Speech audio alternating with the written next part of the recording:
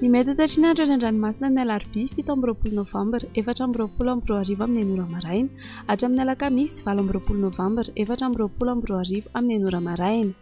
Entana hatrany antsika mpampiasa ranomasina mba ho mailo na tsy misy azy ny filazana fampitandremana amin'ny aviny alin-drano.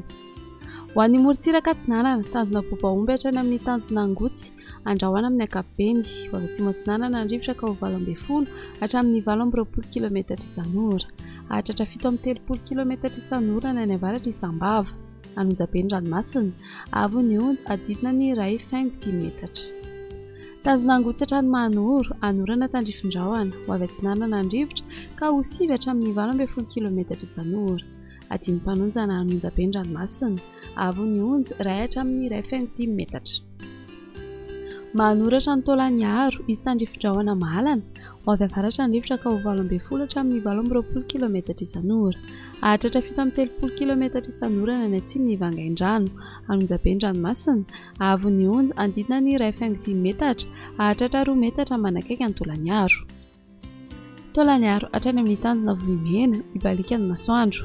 Ho avy avaratra atsinanana andrivotra ka ho 9 hatramin'ny 20 km isan'ora. Hahatratra 17 hatramin'ny 17 km isan'ora ny manakaiky ny taolan'aro. Anonjaben'ny ranomasina avy ny onja andidina ny 2 metatra. Ho an'ny morontsiraka andrefana tanjona vohimena hatrany amin'ny tanjona kapoa ibalika ny masoandro. Ho avy avaratra na avaratra andrefana andrivotra ka ho 9 hatramin'ny 20 km isan'ora. Adiny mpanonjana anonjaben'ny ranomasina avy ny onja 1 hatramin'ny 1,10 metatra. Tanjona kapoa hatrany amin'ny tanjona vilanandro izy tandrifin-drahona mahalana ny any avaratra imoron-dava.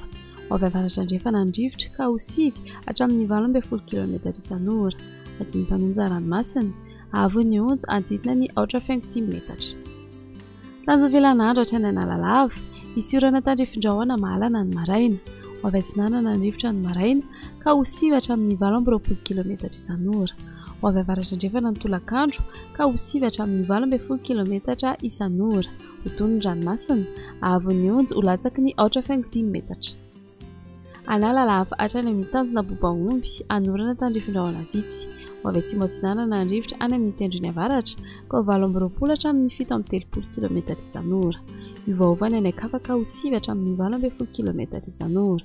Ho toy ny ranomasina avy ny onja ho latsaky ny 4,10 metatra.